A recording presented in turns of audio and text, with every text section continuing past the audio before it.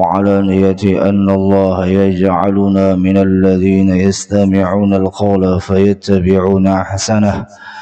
على هذه النية ولكل نية صالحة وعلى من وأسلافنا وآباؤنا الصالحون. الله يدخل نيتنا في نيتهم وأعمالنا في أعمالهم وأخلاقنا في أخلاقهم وإلى حضرة النبي وآل النبي بسر الفاتحة. أعوذ بالله من الشيطان الرجيم. بسم الله الرحمن الرحيم. الحمد لله رب العالمين الرحمن الرحيم مالك يوم الدين. إياك نعبد وإياك نستعين اهدنا الصراط المستقيم صراط الذين أنعمت عليهم غير المغضوب عليهم ولا الضالين آمين. السلام عليكم ورحمة الله وبركاته.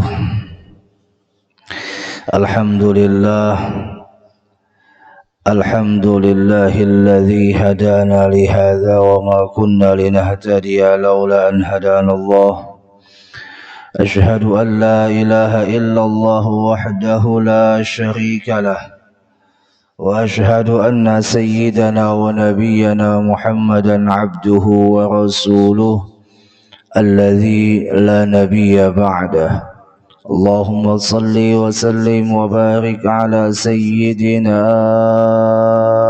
محمد مفتاح باب رحمة الله عدد ما في علم الله، صلاة وسلاما دائمين بدوام ملك الله وعلى آله وصحبه ومن والاه ومن تبعهم بإحسان إلى يوم القيامة. أما بعد، سبحانك لا علم لنا إلا ما علمتنا إنك أنت العليم الحكيم.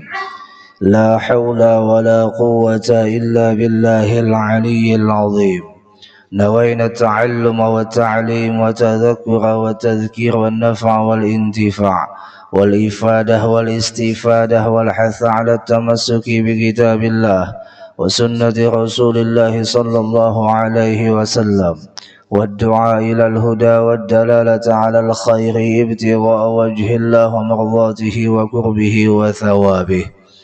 وقال المصنف رحمه الله تعالى ونفعنا بعلومه في الدارين آمين. ليخفف ألم البلاء عليك علمك بأنه سبحانه هو المبلي لك، فالذي واجهتك منه الأقدار هو الذي عودك حسن الاختيار. Bapak Ibu jamaah Masjid Al-Mu'minin yang sama-sama dimuliakan oleh Allah, alhamdulillah setelah sekian beberapa minggu kita tak bertemu, namun kesempatan masih ada, kesehatan diberikan oleh Allah hingga kita dapat bertemu kembali di dalam majelis yang mulia ini. Mudah-mudahan dengan ketetapan Allah yang telah menetapkan kita berkumpul di dalam majelis yang mulia ini, tidak ada satupun di antara kita keluar dari majelis ini kecuali dosa-dosa kita diampuni oleh Allah.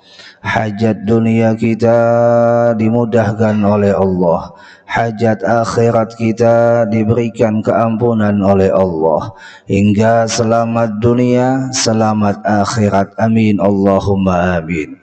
Salawat dan salam selalu dan selalu kita sampaikan kepada baginda Nabi kita Muhammad sallallahu alaihi wasallam beserta sahabat kerabat beliau serta pengikut-pengikut beliau ila yaumil qiyamah. Allahumma salli wa sallim wa barik ala sayyidina Muhammad. Bapak Ibu jamaah rahimakumullah wa athabakumullah, menyambung kajian kitab Futuhul Arifin fi Bayani A'malis Salikin wal Wasilina ilallah. Musannif mencantumkan kalam hikmah daripada Imam Ibn Athaillah As-Sakandari rahimahullahu ta'ala, yang berbunyi kalam hikmah daripada Imam Ibn Athaillah pada kesempatan subuh hari ini adalah liyukhaffifa alamal bala. Ujar Sidin, mun hendak ringan rasa sakitnya itu bala. Artinya tidak menjadi beban ketika bala itu didatangkan oleh Allah. Caranya adalah ilmuka bi annahu subhanahu huwal mubli lak. Sertakan ujar Sidin dengan pengetahuanmu bahwa sesungguhnya itu bala datangnya daripada Allah. Contoh saja, pian punya penyakit kanker, mudah-mudahan jangan. Umpama penyakit itu harus diobati dengan dokter spesialis. Dokter spesialis itu pian sudah ketahui pengalaman kerjanya, habis itu lagi kualitas penanganannya, terkenal dalam penanganannya, sukses kebanyakannya. Akhirnya membuat pian percaya diri untuk membawa diri pian yang mempunyai penyakit kanker tadi kepada itu dokter. Padahal pian tahu bahwasanya penyakit yang namanya kanker secara hakikat adalah daripada Allah. Namun karena kita disuruh untuk berikhtiar, disuruh untuk kita berusaha mengobatinya melewati wasilah sebab yang Allah jadikan, lalu pian percayakan kepada dokter tadi. Dan penanganannya pun ujar dokter, penyakit ini harus dioperasi. Umpama yang namanya dioperasi itu kadada nyamannya, awak pian cikal bakal dirobek, dirabit, dibedah. Tahu sudah pian tuh yang namanya operasi seperti itu. Tapi karena pian sudah percayakan bahwasanya yang menangani dari dokter spesialis, dokter yang pian percayakan, lalu pian pasrahkan saja awak pian ini mau diapainya kah? Iya kah? Mau dibedahnya kah? Mau diapai? Yang penting tujuannya apa? Sembuh. Kan begitu. Begitu juga ketika orang itu ngerti, ketika dikasih bala, Allah yang kasih itu bala, dia tidak akan merasa gentar, dia tidak akan merasa takut dengan bala. Kenapa? Karena dia tahu yang ngasih bala adalah Allah, yang mana ujar Imam Ibnu Athaillah, falladzi wajahatka minhul aqdar. Maka yang menentukan takdir itu pula kepadamu adalah Allah, huwallazi awwadaka husnal ikhtiyar, yang mana Allah memilihkan yang terbaik buatmu. Artinya dengan datangnya bala, tujuannya adalah hendak mengolah kita itu baik. Apa itu bala? Bala bagi kita orang yang beriman adalah ujian. Kalau beriman kita sesat, beriman kita terjerumus dalam lembah maksiat, datang itu bala, maka itu teguran. Iya kah? Maka ketika datang teguran, umpama saja kita melakukan kecerobohan, melakukan kemaksiatan kepada Allah, lalu Allah hadirkan bala supaya mengingatkan kita bahwa jalan yang kita jalani itu salah, hingga akhirnya kita merubah langkah kita yang tadinya kada baik menjadi baik. Nah, jadi kalau kita paham bahwa itu bala adalah daripada Allah, yang kedua bahwa itu bala tujuannya untuk supaya kita baik, maka terasa ringanlah itu bala, terasa ringanlah itu ujian. Umpama saja garing pulang, Allah kasih kita garing. Ketika garing, Allah tarik 3 hal. Pertama, Allah tarik keceriaan muha kita. Yang kedua, Allah tarik selera makan kita.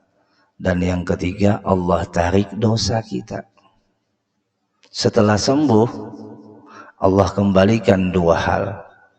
Allah kembalikan keceriaan muha kita, Allah kembalikan selera makan kita, tapi tidak Allah kembalikan dosa kita. Dengan sakit, dosa ditarik. Dengan sakit, derajat diangkat. Dengan sakit, Allah berikan kecintaannya kepada yang sakit. Di dalam hadis Nabi sallallahu alaihi wasallam disebutkan, "Innallah idza ahabba qauman ibtalahum." Sesungguhnya apabila Allah itu cinta pada suatu kaum, ibtalahum, niscaya Allah uji mereka. Jangan senang dulu dengan hidup yang lempeng tanpa ujian, jangan senang. Orang hidup tanpa ujian boleh jadi itu istidraj. Na'udzubillahi min dzalik. Hidup tanpa diuji menandakan tidak adanya cinta Tuhan kepadanya. Hidup tanpa musibah menandakan orang tersebut jauh daripada rahmat Allah. Musibah itu apa maksudnya? Musibah mendatangkan kebaikan melewati ujian. Sedangkan musibah menjadi siksaan ketika dia melakukan kemaksiatan yang terus menerus, wal iyadzu billah. Contoh saja, kemarin kami menjalani perjalanan dari umrah sampai ziarah hingga ke kota Mesir. Di kota Mesir itu Bapak Ibu,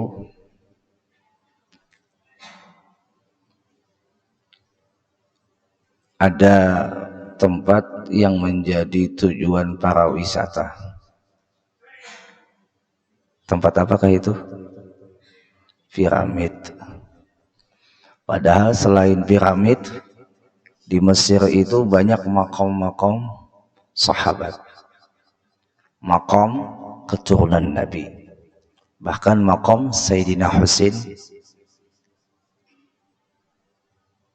Tapi condongnya para wisata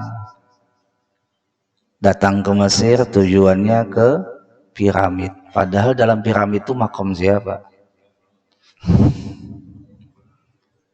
Hakon bayar berapa? 200 pon. Ngantri lagi masuknya. Hanya untuk datang ke tempat di mana di dalamnya ada manusia yang pernah dilaknat oleh Allah.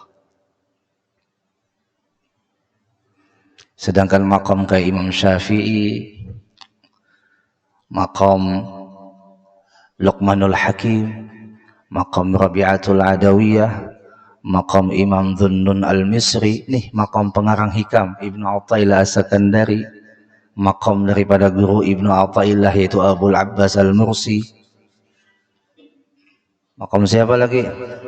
Makam sahabat Amr bin As, sahabat Uqbah bin Amr. Itu makamnya yang mendatangi bubuhan Indonesia banyak. Dan kami lihat hanya kami aja yang ada di situ pada saat itu. Sedangkan piramid, masya Allah. Jamaah. Bahkan ada cerita datang ke piramid itu menghadap ke mana? Ke piramid, sekalinya sidin kada sadar membaca salamullah ya sadah. Untung kada baca tahlil yasin. Allah. Ziarah jaga piramid. Oke lah, kita datang ke tempat itu. Sebagai apa? Sebagai i'tibar, pelajaran. Ini orang yang diistidraj oleh Allah. Siapa? Fir'aun. Orang yang diistidraj, orang yang tidak diberikan ujian dalam hidupnya. Hidupnya lempeng. Mulai lagi halus sampai ke Tuhan, bahagia terus dunianya. Arti bahagia di sini, kadada yang namanya berlelah-lelah untuk akhirat. Dada merasakan garing. Bahkan dalam riwayat, peluk dan batuk aja kada pernah di Fir'aun. Bayangkan lihat. Itu orang yang diistidraj oleh Allah. Maka orang yang diistidraj ini orang yang sudah dibiarkan oleh Allah menjalani jalan kesesatan, tidak lagi dihiraukan oleh Allah, tidak lagi diperhatikan oleh Allah. Na'udzubillahi min dzalik. Jadi selama pian mendapatkan musibah yang merupakan itu ujian bagi pian, ingat akan bahwa Allah yang kasih ujian dan Allah juga yang berikan ujian itu sebagai jalan kebaikan. Ya Allah. Faman radhiya falahu ridha, apabila ridha dengan ujian yang diberikan Allah, falahu ridha, maka Allah ridha dengan orang tersebut. Wa man sakhita, apabila orang itu murka, tidak terima dengan ujian Allah, falahu sukhut, maka Allah pun murka kepadanya. Ya Allah. Bala ujian akan diperuntukkan kepada orang yang beriman. Juga ditegaskan oleh Allah dalam surah Al-Mulk, alladzi khalaqal mauta wal hayata liyabluwakum ayyukum ahsanu amala. Allah jadikan kehidupan dan juga kematian yang di dalamnya tidak lepas liyabluwakum, untuk apa? Menguji kalian. Ayyukum ahsanu amala, siapa di antara kalian yang paling baik amalnya. Allah. Untung kita diberikan ujian. Alhamdulillah. Kalau kita paham bahwasanya yang beri ujian tadi adalah Allah, dan paham tujuan ujian itu dihadirkan oleh Allah untuk memilihkan jalan yang terbaik buat kita. Siapa yang memilihkan? Allah. Melewati apa? Melewati ujian yang diberikannya kepada kita. Nah, Bapak Ibu rahimakumullah wa azabakumullah. Jadi optimislah dan sangka baiklah ketika pian mendapatkan satu musibah, bahwa musibah yang diberikan oleh Allah itu adalah sebagai jalan kebaikan buat pian. Sebagaimana dalam hadis Nabi, ma min musibatin yusabu bihal muslim illa kuffira biha anhu. Tidak adalah ditimpakan satu musibah kepada orang muslim kecuali tujuannya, kata Nabi, Allah ingin mengkifarat dosanya, Allah ingin menghapus dosanya.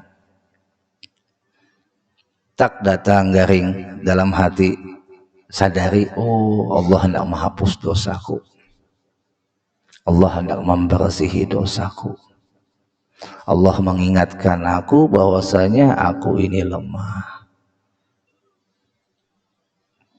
Mun sudah dihadirkan oleh Allah garing masih sombong, nah ini yang tadinya menjadi ujian bisa menjadi teguran. Setelah menjadi teguran, ditegur juga masih, ya lah. Tatap aja juga macal.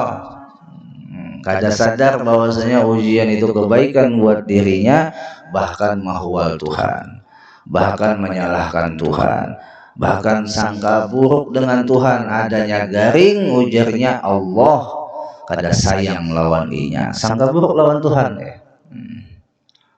Maka apa yang disangkakannya itu menjadi kenyataan. Allah kada sayang ya. Akhirnya apa? Kenyataannya Allah biarkan, Allah campakkan, Allah tidak perhatikan lagi. Wal'iyadzubillah. Sungguh Nabi Shallallahu Alaihi Wasallam mengatakan di dalam sabda yang lain, Inna 'idhamal jaza ma'a 'idhamil bala. Sesungguhnya besarnya balasan hadiah dari Allah itu tergantung besarnya ujian, besarnya bala. Munnya sanggup menyandang ujian yang besar, dia mendapatkan hasil yang besar. Orang mendapatkan hasil yang besar itu melewati usaha yang besar, melewati perjuangan yang besar. Begitu juga ingin mendapatkan kedudukan di sisi Allah yang mulia, yang besar, yang tinggi, maka dia melewati proses yang sangat besar, yaitu dengan menghadapinya dengan jawaban yang benar. Allah. Di dalam hadis yang lain juga disebutkan, ma yusibul muslim min syauqatin fama fawqaha illa rafa'ahu Allahu biha darajatan. Tidaklah tertimpa musibah kepada seorang yang muslim atau orang yang beriman, sekalipun musibah itu hanya sekedar tacucuk duri, kasusuban, ya sakit, nangis, sakit, kasusuban, ya. Ujar Nabi, datangnya kasusuban, datangnya tacucuk duri adalah tujuannya Allah ingin mengangkat derajatnya. Illa rafa'ahu Allahu biha darajatan. Munnya sabar, munnya sanggup menjawab ujian tacucuk duri tadi dengan sangka baik kepada Allah, dengan sabar menerimanya. Tacucuk duri, ucap menyumpah, oh tambuk, kenapa jadi tacucuk duri, dasar, dan lain sebagainya. Ini menyumpah seperti itu, maka dia tidak mendapatkan apa yang dijanjikan Nabi ini. Bahkan kata Nabi, wa hatta anhu biha khati'atan, dan Allah hapuskan kesalahannya. Fayubtala ar-rajulu ala hasabi dinih, fa in kana dinuhu sulba ishtadda bala'u. Allah menimpakan seseorang dengan musibah, dengan ujian itu sesuai kadar agamanya, kadar keyakinannya, kadar kualitas keimanannya. Fa in kana dinuhu sulba, apabila orang tersebut agamanya kuat, ishtadda bala'uh, maka ujiannya pun berat. Semakin kuat iman seseorang, semakin berat ujiannya. Tidakkah kita melihat fakta dan realita? Yang paling kuat iman di antara semua makhluk Allah siapa? Nabi Muhammad. Lihat ujian hidup sini. Apakah beliau punya istana? Jemaah. Apakah beliau hari-harinya kenyang terus perutnya? Bahkan sampai beberapa hari, 3 hari dalam riwayat beliau lapar dengan mengikatkan batu di perut beliau untuk menahan lapar. Seorang Nabi, seorang Rasul, kekasih Allah, makhluk yang paling mulia di antara semua makhluk. Ujiannya berat atau mudah? Berat. Belum lagi lahir, Abah Sidin meninggal. Setelah lahir, umur 4 tahun, Mama Sidin pulang meninggal. 6 tahun, Kai Sidin pulang meninggal. Allah. Semakin besar ujian, semakin besar pangkat derajat yang Allah berikan. Kalau orang ngerti bahwasanya ujian itu untuk kebaikan. Jangan takut dengan ujian, tapi takutlah dengan diri kita yang tidak mampu menjawab ujian. Karena ujian itu pasti diberikan. Lalu jawablah ujian dengan pelajaran yang diberikan Allah melewati kisah-kisah orang dahulu yang juga mendapatkan ujian. Nabi Musa, ya kan? Hanya lahir sudah dibuang ibunya di Sungai Nil. Arti dibuang di sini, dilarutkan di Sungai Nil untuk menyelamatkan daripada ancaman Firaun. Sungai Nil, sungai yang diberikan oleh Allah satu kemuliaan. Nil. Jadi lu bingung dulu lah sebelum datang ke Mesir, Nil apa artinya Nil? Sampai ke sana ternyata Bapak Ibu, Sungai Nil itu banyak di dalamnya iwak, ini apa? Nila. Dan kada ditangkap oleh orang Mesir, kada dimasak oleh orang Mesir. Nil, jadi nila itu dari Nil sekali. Allah alam, kata orang Mesir begitu. Dan Sungai Nil ini menjadi sungai sejarah, di mana Nabi Musa dihanyutkan, dan juga Sungai Nil menjadi sejarah di zaman Gubernur Amr bin As. Ketika didesak oleh masyarakat Mesir zaman kuno. Dulu kan Amr bin As menjadi gubernur Mesir yang ibu kotanya adalah Fustat namanya. Fustat sebelum pindah ke Alexandria dan pindah ke Kairo. Ada beberapa kali ibu kota Mesir itu pindah. Nah, waktu zaman gubernur Amr bin As, karena Islam sudah maju, Islam sudah mayoritas, sedangkan sebelumnya orang masyarakat Mesir mengikuti paham yang menyesatkan, menuhankan seperti Firaun dan berhala dan lain sebagainya. Singkat cerita, setelah jabatan Amr bin As itu berlangsung, Sungai Nil itu mulai mengering. Didesak oleh masyarakat Mesir, wahai Amr bin As, sudahlah kita kembalikan saja tradisi dulu, di mana apabila setiap tanggal sekian kita harus menumbalkan anak perempuan perawan yang dipakaikan dengan pakaian pengantin, dilemparkan ke Sungai Nil agar Sungai Nil tidak kering. Kata Amr bin As, tunggu dulu.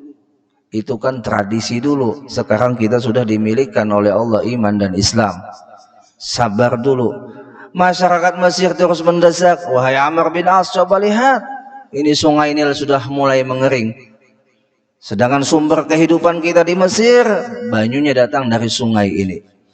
Lalu Amr bin As mengirim surat kepada Sayyidina Umar bin Khattab, yang satu menjadi khalifah kedua. Sayyidina Umar bin Khattab setelah membaca surat dari Amr bin As, membalas itu surat dan mengatakan di dalam surat itu, wahai Amr bin As, lemparkan saja satu surat ini khusus untuk Sungai Nil. Dibaca oleh Amr bin As sebelum melemparkan surat dari Umar bin Khattab kepada Sungai Nil, itu dibaca. Bunyinya, Sungai Nil, apabila engkau kering karena kemauanmu sendiri, silahkan keringlah. Tapi kalau kamu kering atas kehendak Allah, maka Allah lah yang menentukannya. Dilemparkan itu surat ke Sungai Nil dengan tanda tangan Umar bin Khattab. Sungai Nil pun berlimpah ruah sampai sekarang, tidak pernah terjadi kekeringan di Sungai Nil. Itu hanya surat Umar bin Khattab, kayak Umar bin Khattabnya lah. Masya Allah. Nah, Bapak Ibu rahimakumullah wa azabakumullah. Jadi ujian umpama kayak Sungai Nil mengering, ya kan? Diuji itu masyarakat Mesir dulu, apakah kembali ke tradisi dulu ataukah dia tetap berpegang kepada i'tikad yang benar, akidah yang benar. Umpama saja pian diuji nih, apakah pian memberikan solusi ujian itu dengan jalan yang benar ataukah pian lari datang ke dukun. Itu diuji, kemana pian menyelesaikan ujian itu, datang kepada Allah kah, atau datang kepada dukun dan setan. Allah uji kita. Munnya kita mau sabar dan kita terus berusaha memegang teguh akidah yang sudah diberikan oleh Allah kepada kita secara hukum, bahwa akidah itu adalah akidah yang selamat. Kita pegang kuat-kuat, walaupun ujiannya berat, maka kita akan mendapatkan hasil yang besar. Nah, Bapak Ibu rahimakumullah wa athabakumullah, banyak lagi contoh bahwasanya orang yang besar diuji dengan ujian yang besar. Jadi jangan takut dengan ujian, itu digaris bawahi. Jangan takut dengan ujian, tapi takutlah dengan diri kita yang tak mampu menjawab itu ujian. Sekelas abah guru sekumpul, kan? Sekelas abah guru sekumpul, ya lah. Ujian Sidin sakit, ujian Sidin diracun. Dulu pernah kan beliau dikasih jarum racun sampai Sidin lumpuh. Kan banyak ujiannya. Asyaddun nasi balaan, yang paling dahsyat ujian diberikan oleh Allah. Yang pertama adalah al-anbiya, para nabi, thummal awliya, kemudian para wali, thummal ulama, kemudian para ulama, thummal amsalu fal amsal, kemudian seterusnya dan seterusnya dan seterusnya sesuai dengan tingkatannya. Nah, jadi Bapak Ibu, semua ibu-ibu nih dikasih ujian, ya berat ujiannya Bu. Ingat akan Allah hendak menghebatkan pian. Allah ingin menghebatkan pian. Sudah sering diumpamakan bahwa ujian SD dengan ujian kuliah itu beda sulitnya. Mun pian hendak mendapatkan ujian yang ringan, tetaplah berada di kelas SD. Mun dikasih ujian berat, berarti Allah menginginkan kita berpindah dari SD menuju SMP. Ditambah lagi ujian yang berat, berarti Allah menginginkan kepada kita untuk pindah naik kelas dari SMP ke SMA dan seterusnya. Jangan heran pian ada melihat orang alim, anaknya nakal, umpama. Itu ujian bagi Sidin. Jangan heran pian melihat orang alim, bininya pemamayan, masalah. Umpama, itu ujian buat Sidin. Kan di Tarim, itu ada seorang wali min auliyaillah, namanya Syekh Abdurrahman Bajal Haban. Ujiannya diisi bini PKB, tahu PKB lah, perempuan ketujuh bamamai, Golkar, golongan bebinian ketujuh batu tukar. Nah, ini si wali yaitu Syekh Abdurrahman Bajal Haban diberikan ujian seorang wanita yang pemamayan, cerewet. Sampai akhirnya satu ketika Syekh Abdurrahman Bajal Haban itu habis berusaha mendapatkan hasil, di tengah jalan ada orang yang minta-minta, wahai Syekh, wahai Tuan, saya lagi lapar, butuh makan, tolonglah. Sedangkan duit seitu-ituannya ada, hasil dari pegawai itu seitu-ituannya, cukup hanya untuk beli makanan juga sama. Tapi karena didesak oleh orang yang lapar tadi, Syekh Abdurrahman Bajal Haban kada menahan itu duit, diberikan itu duit. Setelah diberikan itu duit baru sadar, dapat duit aja nih boleh ke rumah dimamai bini, apalagi dapat duit. Lalu akhirnya Syekh Abdurrahman Bajal Haban memutuskan untuk mendiamkan diri di sebuah gunung. Artinya kada bulik dulu, cagaran habis ini dimamai bini. Tulak sih yang ke gunung. Ternyata di gunung itu ada melihat orang yang sedang khalwat, orang yang sedang uzlah. Dilihat kada ada apa-apa di situ, tapi ketika dia berdoa datang makanan senampal. Oh, bingung Syekh Abdurrahman Bajal Haban, di wali nih yang betapa, yang khalwat di atas gunung nih. Lalu akhirnya datang kepada itu orang yang betapa, wahai Tuan, tolong mintakan kepada Allah untuk aku diberikan juga makanan, karena aku sedang lapar. Kata Syekh Abdurrahman Bajal Haban. Kata yang orang tadi, Oke lah, minta berapa nampan? Ya secukupnya. Setelah itu berdoa untuk datang senampan makan si Abdurrahman Bajal Haban. Tapi bingung si Abdurrahman Bajal Haban, ini makanan datang dari langit, berdoa, adakah jalannya seperti sidin dari kawa kayak namun kita melakukannya? Betakun si Abdurrahman Bajal Haban, wahai Tuhan, apa caranya supaya ikam meminta lawan Allah itu cepat kabul? Caranya kayak apa? Ujar yang betapa yang khalwat tadi, aku bertawasul dengan seorang wali namanya Abdurrahman Bajal Haban. Ujar Abdurrahman Bajal Haban dalam hati nih, ini namaku, lain aku lain wali, harapan aku nih wali. Mungkin kita bisa mengaku langsung wali. Wala. Singkat cerita, ditanya lagi, wahai Tuhan yang khalwat nih, siapa Abdurrahman Bajal Haban? Di mana ikam tahu dengan nama Abdurrahman Bajal Haban? Aku telah diberikan karunia oleh Allah bisa melihat bahwasanya di sekitar kampung ini yang mewilayahi wilayah kewalian yang paling tinggi pada saat ini adalah Abdurrahman Bajal Haban, dan aku belum pernah ketemu dengannya. Lalu kata Abdurrahman Bajal Haban, maukah engkau ketemu dengannya? Mau, kata yang betapa yang khalwat tadi, akulah Abdurrahman Bajal Haban, tapi aku bukan wali. Kata yang khalwat, dak pian wali, kada aku wali. Akhirnya singkat cerita, si Abdurrahman Bajal Haban minta kepada si pemuda tadi, si khalwat tadi, tolong doakan mudahan aku diberikan karunia biniku ampih pemamaian. Kata si pemuda, tidak dengan doaku wahai syekh, cukup dengan doamu, karena aku setiap berdoa pasti bertawassul denganmu. Pulang si Abdurrahman Bajal Haban, sampai di rumah ternyata bininya yang tadinya pemamaian senyum-senyum, bahagia menyambut, dengan romantisnya disiapkan makanan. Bingung si Abdurrahman Bajal Haban, wahai istriku, apa yang kau lakukan? Tidak biasanya, padahal sudah kutinggalkan dengan beberapa hari tidak membawakan makanan bahkan saat ini.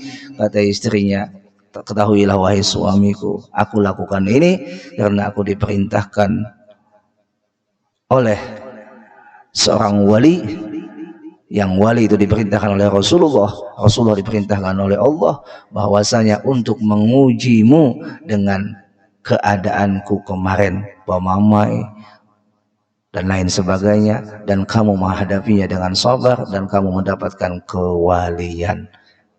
Sabar menghadapi bini jadi wali. Jemaah. Wah, ini tambah sangar saku bini di rumah. Allah, itu bininya wali, bininya waluh. Yang ada lakinya sabar, bininya pemamaian, yang ada bininya masuk neraka, naudzubillah. Maka dalam sebuah riwayat, mun hendak melihat bini kita itu matinya kayak apa, lihatlah cara inya menghadapi kita. Binian, mun hendak melihat bini kita tuh matinya tersenyum atau bahagia ataukah pemamaian dan sebagainya, lihat waktu dia menghadapi kita sebagai laki-laki. Umay, kasihan binian. Binian, jangan menghadapi laki dengan muha sangar. Kalau pina mati dalam keadaan muha sangar. Untung-untung kayak bini si Abdurrahman Bajal Haban, ya kah? Mamainya, sangitnya, marahnya karena menguji, bukan karena emosi, ya kah? Masya Allah. Nah, Bapak Ibu rahimakumullah wa azabakumullah, itu saja yang dapat disampaikan. Minta halal, minta ridha, zahir dan batin. Sekali lagi banyak minta ampun, minta halal, minta ridha. Kalau ada yang kurang jelas, silahkan. Kalau ada yang kurang jelas, dipersilahkan.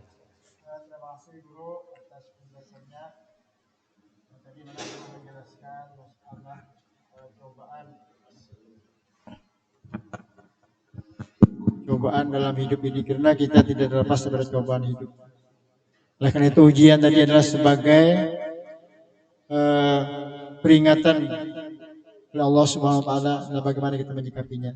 Untuk itu dipersilahkan kepada jemaah, ibu-ibu, bapak-bapak, kalau kurang jelas apa yang perlu kita jelaskan, dipersilahkan untuk bertanya. Ada kata batakon? Ya, dipersilahkan lagi. Fadhal.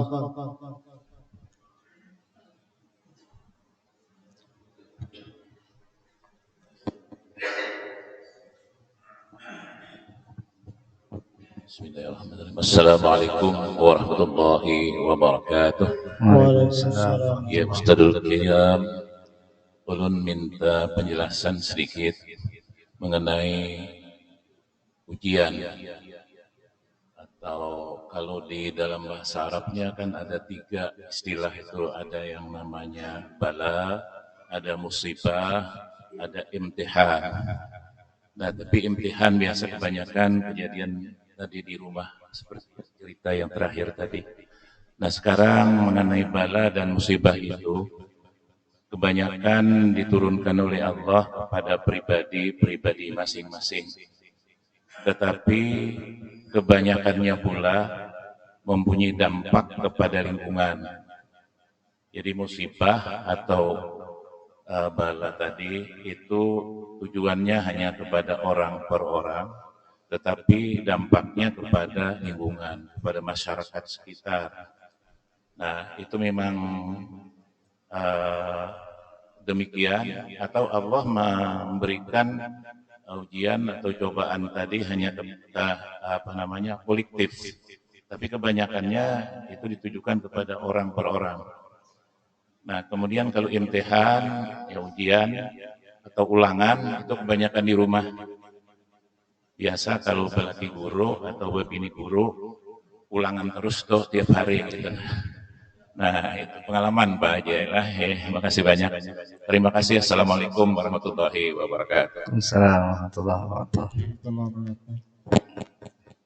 Oh ya. Anggih, untuk ujian yang diistilahkan bahasa Arab ada yang namanya imtihan, ikhtibar, bala, musibah dan lain sebagainya. Dalam penentuan bahasa di sini yang namanya bala adalah ujian, musibah itu adalah timpaan, dan yang namanya imtihan itu adalah ujian.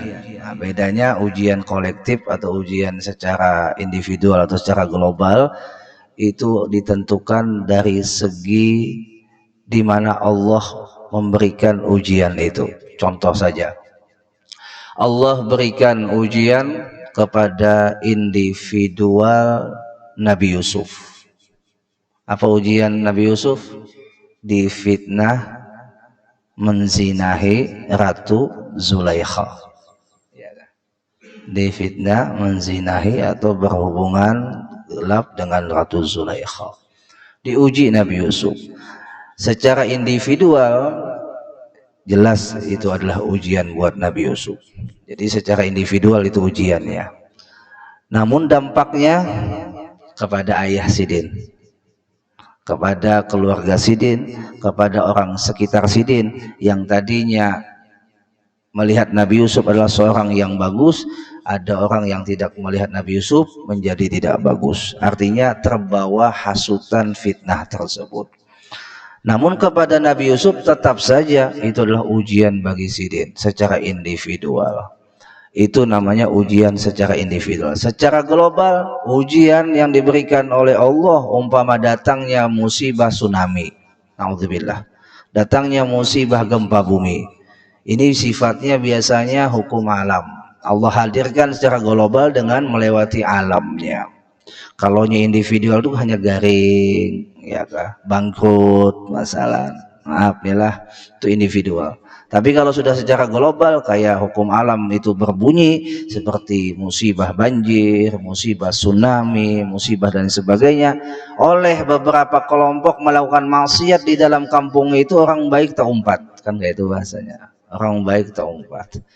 Apakah orang baik itu mendapatkan musibah, jawabannya, tatanannya secara individual. Orang baik itu diangkat derajatnya dengan ujian itu.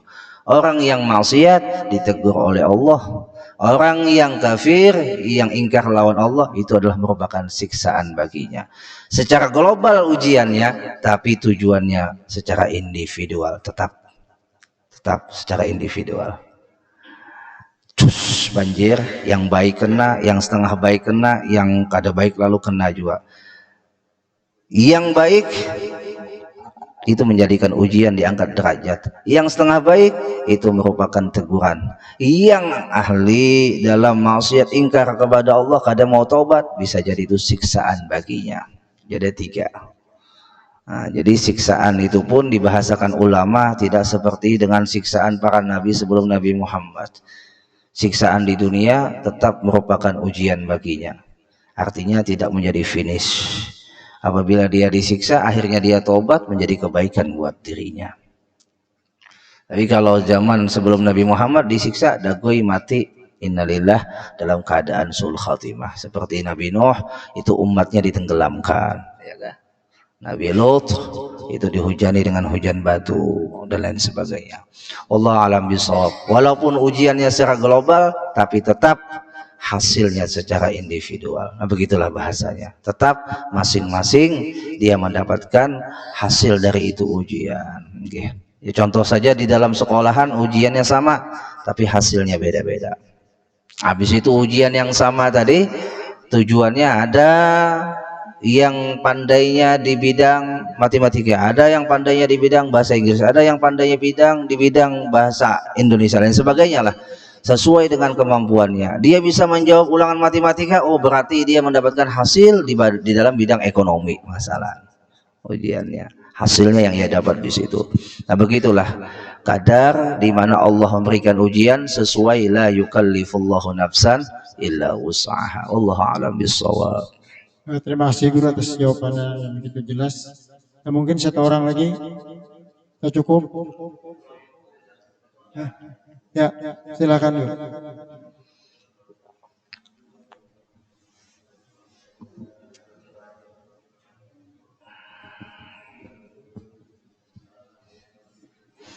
Awas kada tamu ni balawas nih. Insyaallah. Assalamualaikum warahmatullahi wabarakatuh. Waalaikumsalam. Menambahi dari pertanyaan yang pertama tadi tentang musibah. Musibah itu biasanya diturunkan kepada sebuah lingkungan yang di situ individu-individunya yang melakukan maksiat. Kenapa jadi diberikan kepada orang-orang yang baik? Karena ada tugas orang-orang yang berilmu, man ra'a minkum munkaran falyughayyir yadi fa illam tastati fa bilisani fa illam tastati fa biqalbi. Jadi ada kecenderungan untuk membiarkan. Nah, apakah ini memang seperti itu? Jadi mungkin kita belum maksimal sebagai orang yang berilmu untuk memberikan teguran, untuk memberikan perubahan, memberikan petunjuk dan sebagainya. Segera demikian. Assalamualaikum warahmatullahi wabarakatuh. Assalamualaikum. Allah alam bisawab, hanya Allah yang tahu. Cuman kalau dari segi bahasa, bahwasanya ujian itu diperuntukkan bukan hanya kepada orang yang kada baik, juga kepada orang yang baik. Nah, ketika diuji orang yang baik, bisa jadi dosanya dihapus, bisa jadi diangkat derajatnya, itu hasil daripada ujian. Adapun sebab mereka diuji, ya itu berbeda-beda. Kalau umpama kita katakan tadi seperti Bian katakan bahwasanya ulama itu belum optimal menyampaikan ilmunya, boleh jadi seperti kasusnya Nabi Yunus. Nabi Yunus ketika meninggalkan umatnya, putus asa dengan dakwahnya. Nabi Yunus kan ketika menyampaikan dakwahnya putus asa, kada ada juga yang mengumpati aku. Ditinggalkan oleh Nabi Yunus berlayar, akhirnya ditenggelamkan ke dalam lautan, dimakan oleh ikan nun. Ujiannya Nabi Yunus ketika meninggalkan tugasnya sebagai orang yang mendakwahkan agama. Nah, jadi orang yang berperan di dalam dakwah wajib menyampaikan. Ya, wajib menyampaikan. Kalau orang itu mau menerima atau tidak itu bukan urusan kita sebagai pendakwah, ya kan? Urusan kita menyampaikan, orang mau ngikut atau kada itu urusan orang yang didakwahi. Nah, ketika dia berdakwah itu ternyata orang di sekitar itu kada mau ngikut, kada mau mentaati, ya kah? Lalu akhirnya si ulama itu putus asa.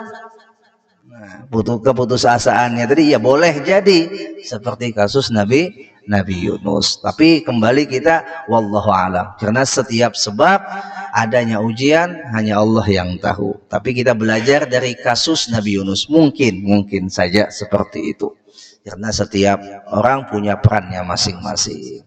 Yang punya pangkat ternyata menyalahgunakan tanda tangannya masalah. Ya, yang tadi tanda tangannya untuk kebaikan malah menyetujui kemungkaran masalah. Datang ujian, bisa juga. Atau yang punya hartanya tidak dijalankan kepada jalan yang benar, ya kan?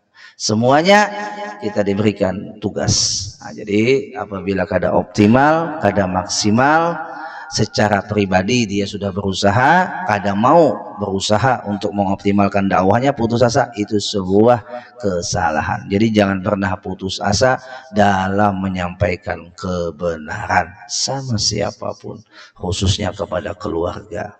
Jadi dinyatakan orang yang menyampaikan kebenaran ujiannya pasti akan banyak dibenci orang, pasti.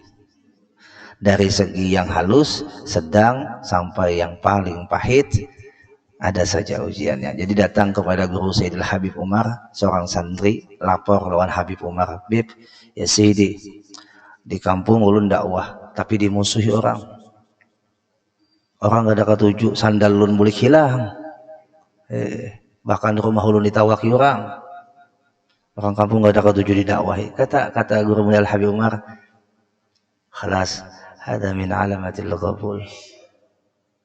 Sudah, Sidin, ini adalah merupakan alamat diterima dakwah ikam. Tidakkah Nabi dakwah ketika itu dilempari kotoran unta?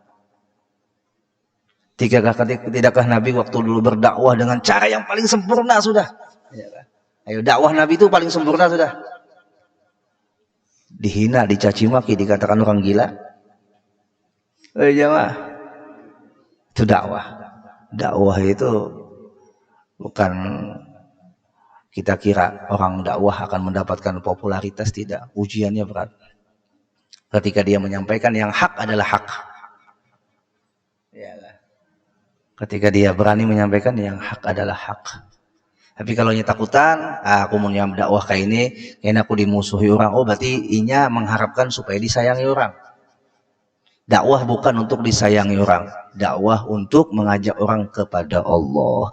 Dakwah mengajak manusia kepada Rasulullah. Itu dakwah. Tujuan dakwah. Masalah orang suka kada suka, itu kembali kepada masing-masing. Urusannya itu, urusan kita menyampaikan. Insyaallah, sebagaimana kata Nabi Ibrahim ketika disuruh memanggil manusia untuk datang haji ke Mekah, Nabi Ibrahim kan mengata, "Ya Allah, bagaimana orang itu datang sedangkan suaraku cuma sampai sekitar berapa meter?" Kata Allah, "Jangan khawatir Ibrahim, sampaikan saja, teriakkan saja, panggil saja mereka. Masalah menyampaikan atau kada itu urusanku," kata Allah. Artinya masalah orang itu dapat hidayah atau kada itu urusan Allah. Nah, kayak pian tuh menasihati kawan pian menerima atau kada itu urusan Allah. Tapi pian sudah bebas sudah tanggung jawab pian, bebas sudah tugas pian. Artinya sudah pian sampaikan. Mun kada pian sampaikan, maka pian akan dipertanggungjawabkan kelak. Nah, contoh saja UAS, ya kah? Sampai di Singapura ditahan.